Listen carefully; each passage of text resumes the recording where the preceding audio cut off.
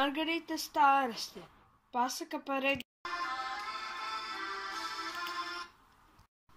Reiz kādā mežā auga maza eglīte, un šī eglīte bija milzīgi iedomīga.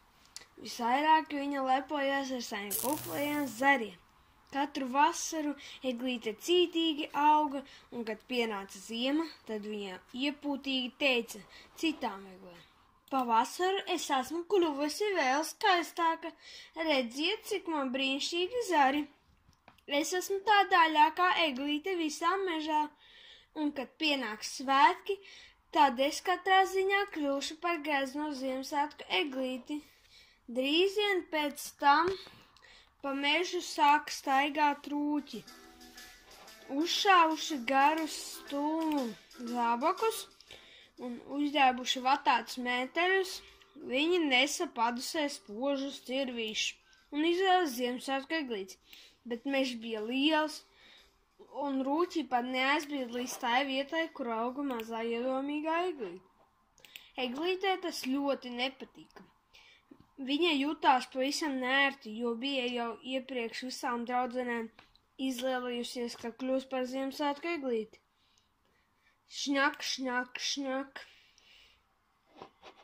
Kaut kur tālu skanēja rūķu sidraba cirvīši. Ak! Mazā eglīte pie sevis nopūtās, rūķi droši vien nocērt kādu pavisam neglītu egli, un tāda kļūs manā vietā par izgaznoto Ziemassvētku princesi. Cik tas ir nepatīkami, cik ļoti nepatīkami. Citas egles, kas auga ap mazo eglīti, sabāza galotnes kopā, sačukstējās un zobojās.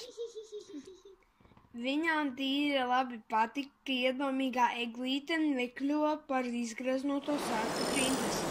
Pāris dienas mazā eglīte izskatījās ļoti neapmierināta un īgna, bet pēc tam viņa nopurinājās,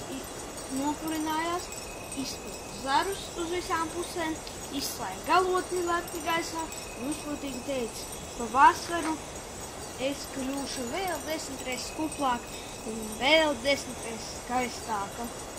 Un jūs redzēsiet, nākošos Ziemassvētkos es katrā ziņā būšu izgaznotā svētku egle.